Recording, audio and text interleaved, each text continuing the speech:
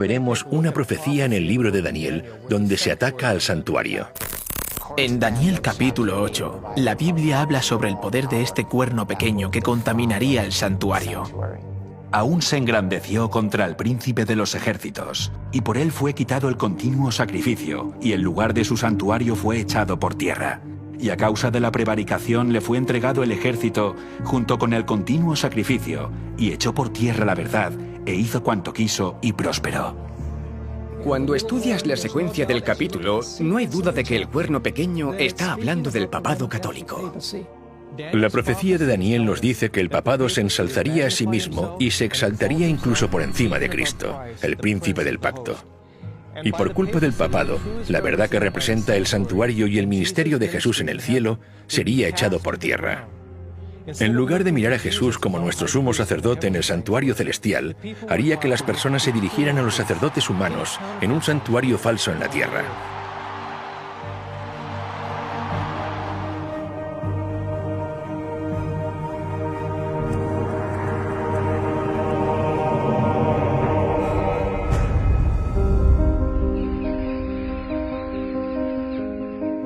Así que encontramos que durante la Edad Media aparece en escena este poder creciente, que de hecho ataca cada una de las piezas del santuario y la verdad que representaban. El altar del sacrificio, que representaba el sacrificio de Cristo, fue atacado.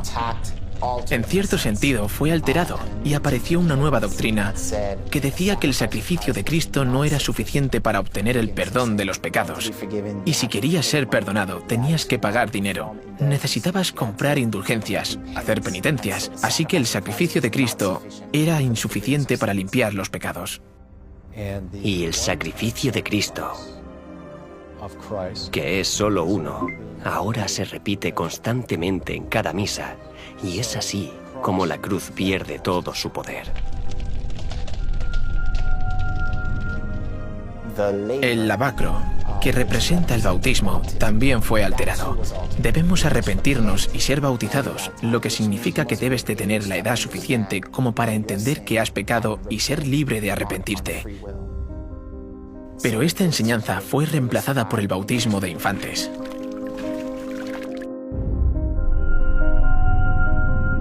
La mesa de los panes de la proposición representa la Biblia. La Biblia en la Edad Media fue arrebatada. Prohibimos también que se permita a los laicos tener los libros del Antiguo y Nuevo Testamento. Les prohibimos estrictamente que posean los libros mencionados en la lengua vernácula del pueblo. Los nobles de los distritos deben buscar a los herejes en sus hogares, chozas y bosques, e incluso sus refugios bajo tierra deben ser arrasados por completo. Papa Gregorio IX en el Concilio de Toulouse, 1229 después de Cristo. Cuando quitas la palabra de Dios, quitas la verdad de Dios. Haces que la gente caiga en la superstición y consideren que la tradición está por encima de la palabra de Dios. A la gente se le dijo que no podía leer la Biblia por sí misma. En lugar del pan de vida y según las Escrituras, debemos leer la Biblia. Ahora bien, alguien más tiene que interpretarla por nosotros. Y así se perdió de vista la verdad y la importancia de que la Biblia sea nuestro fundamento. El altar de incienso, que representaba la intercesión de Cristo en nuestro favor, fue aniquilado. Y en su lugar se estableció el confesionario, un espacio de 2 compartimentos divididos por una cortina, con un hombre sentado en el lugar de Dios, escuchando las confesiones de otros hombres.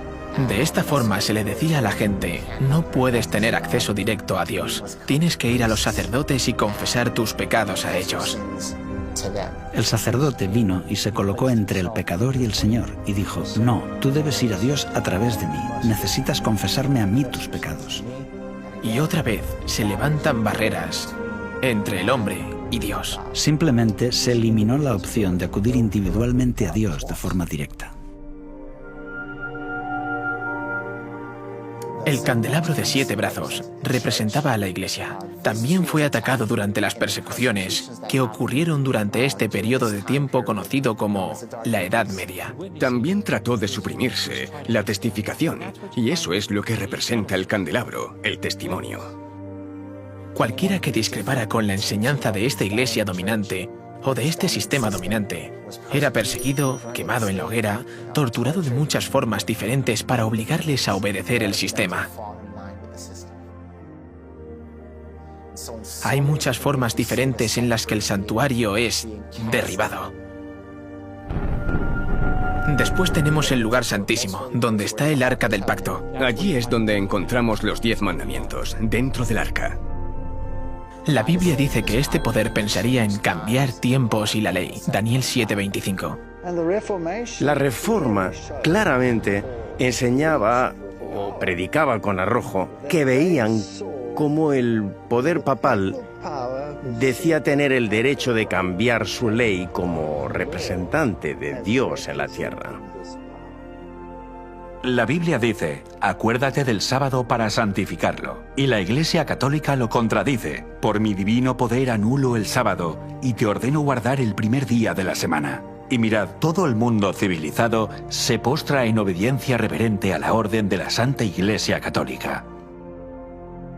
La profecía predijo que la Iglesia Católica pensaría en cambiar los tiempos y las leyes, y que la Iglesia reconocería este hecho. El Papa tiene el poder de cambiar los tiempos, de abolir leyes y de dispensar todas las cosas, incluso los preceptos de Cristo. Cuando lees la teología de la Iglesia Católica, encuentras que el catecismo ha suprimido el segundo mandamiento. No aparece. Borraron el mandamiento que hablaba de las imágenes. No tendrás imágenes. Ahora tienen un problema porque solo tienen 9 mandamientos. Así que tomaron el 10º mandamiento y lo dividieron por la mitad.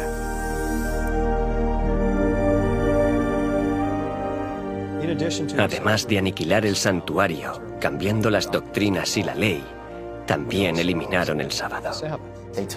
Tomaron el 7º día de reposo, que es el sábado, y dijeron, por el poder y la autoridad de la Iglesia, hemos cambiado ese día al domingo, el primer día de la semana.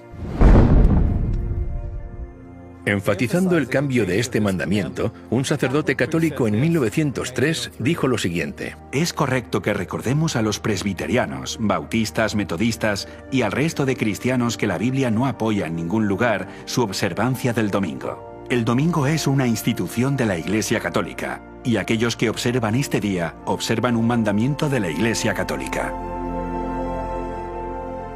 En los tiempos de la Iglesia cristiana primitiva, generalmente se entendía que guardar el sábado era parte de la vida cristiana.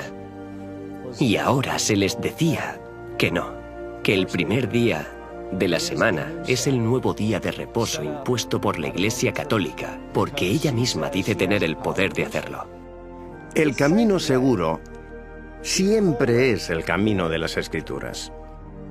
Si Dios dijo algo y me dejo convencer por alguien de que Dios no lo dijo así, ¿quién sería entonces el culpable?